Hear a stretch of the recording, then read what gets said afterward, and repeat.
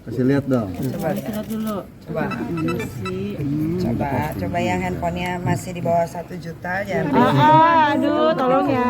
Tolong disuruh mandas. Iya, boleh. Goyang, jangan goyang, jangan goyang, jangan goyang nanti nih kita Tanggal digoyang. 13. Oh, baru tahu ini. Kok bisa keluar surat ini ya? Kak Niki tadi kan juga udah datang 2 orang ya Kak ke sini. Oh enggak, kalau itu beda itu. itu beda. Itu ada urusan memang soal surat tanah. Oke Kak, gimana Kak nanggapi yang Tunggu, karena gue juga ada surat juga, tapi itu dikirim tanggal berapa ya? tadi sih baru Hari ini. Baru hari ini ya berarti. Vouchernya Tapi baru hari ini. tanggalnya tanggal 13. Gue juga ada tanggal 13 tapi jadi saksi. Dikirim tanggal 10. Sebentar. Tanggal tunggu nanti mana ya? Oh ya sabar ya. Iya, gue tungguin. Ditungguin nih, tenang. Nah. Tuh, ini juga tanggal 13.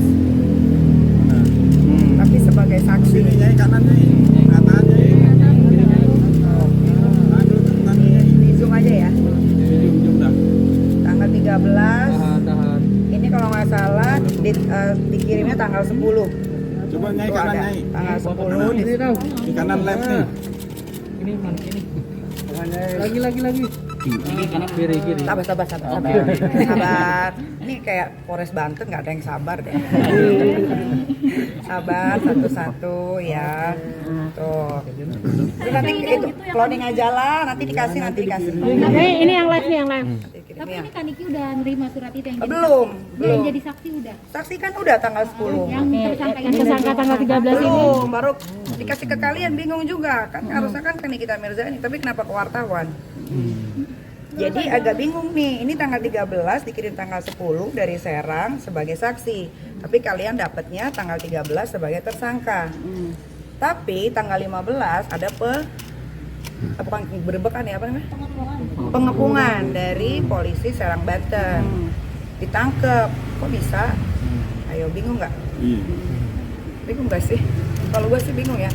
Tapi kan waktu itu kan tanggal 15 jam 3 sore kan gue ada ke Serang ya, Polres Serang Banten. Kan Bapak Kabid Humasnya sendiri bilang kalau gue itu diperiksa sebagai saksi, klarifikasi.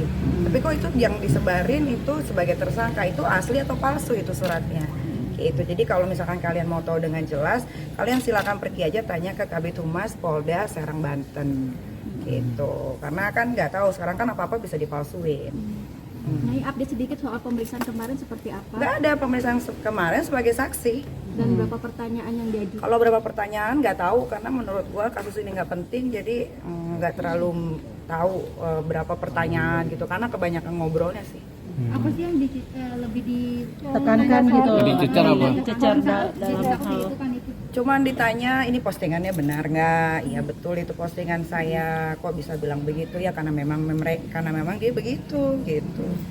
Niki cukup mengejutkan nggak dengan Barusan ini dapat informasi. tersebarnya Ini kayak menurut kalian aja deh ini kayak main-main gak sih? Kok ada 2 surat panggilan tapi yang disebarin ke kalian sebagai tersangka yang dikirim ke saya sebagai saksi tanggal 15 jam 3 pagi ada pengepungan dari Polres Serang Banten. Bapak-bapak polisinya datang jam 3 subuh pagi itu kenapa gitu.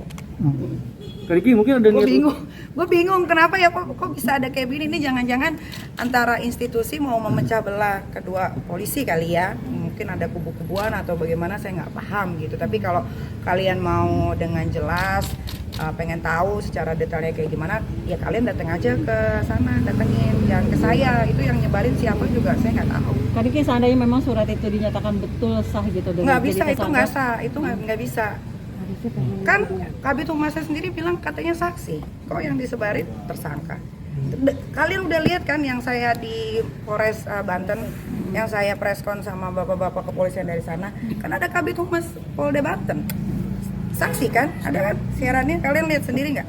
Ya itu aja yang harus dipertanggungjawabkan. Niki mungkin ada niat untuk melaporkan balik. Oh iya, hari Sabtu ini memang saya rencananya ingin ke apa ya namanya, bukan propam ya, apa namanya kalau mau laporin ke polisian itu PKT untuk melaporkan Iya, polisi. propam. Ya, propam, divisi propam hari Sabtu besok gitu. Di Mabes Polri. Sekitaran jam 12 jam 1 lah ya.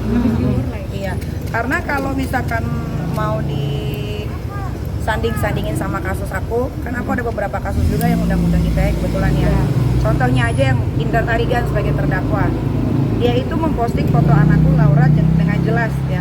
Tapi kok prosesnya lama ya, sampai 2 tahun, itu pun tidak ada penahanan, dan dia pun sekarang sedang disidangkan, kebetulan sudah divonis 6 bulan penjara, subsidiar 100 juta 1 bulan plus 1 bulan kurungan kalau nggak mampu bayar, dan dia juga lagi banding. Tapi kok ini cepet banget ya gitu, 3 minggu di Polda Banten, kok bisa seheboh ini gitu. Jadi nggak tahu deh, bingung juga. Kalau nggak salah undang-undang ITE sih seharusnya nggak begini ya gitu. Prosesnya kalau sesuai prosedur, prosesnya nggak mungkin secepat ini. Apa mungkin, nggak tahu ya, setahu Niki kalau misalkan kita berkasus, misalkan Niki mau ngelaporin siapa gitu, KTP-nya Jakarta Selatan nih, tiba-tiba mau ngelaporin ke Polda Metro, pasti bapak-bapak dari SPKT Polda Metro bilang, kenapa nggak ngelapor ke Polres Jakarta Selatan, gitu kan, biasanya gitu kan. Cuman kemarin memang saya pertanyakan, Pak, kenapa kok bisa diterima di Banten? Kata bapak penyidiknya, yang kebetulan saya pegang juga fotonya, dia bilang iya, karena dia sedang melihat pabrik di daerah Banten, lalu dia ngecek Instagram saya dan dia langsung melaporkan ke Polres ya, bukan Polda, Polres Serang Banten, tapi KTP-nya di Jakarta gitu. Terus saya bingung karena saya orang yang nggak mau terlalu banyak nanya, jadi saya yayain aja. Tapi menurut yang udah kalau kita berkasus ya sesuai sama KTP sih gitu, walaupun tempat kejadiannya mau di Serang kek, mau di Papua kek, mau di Makassar kek, tetap acuannya adalah KTP gitu kan, domisili kan gitu.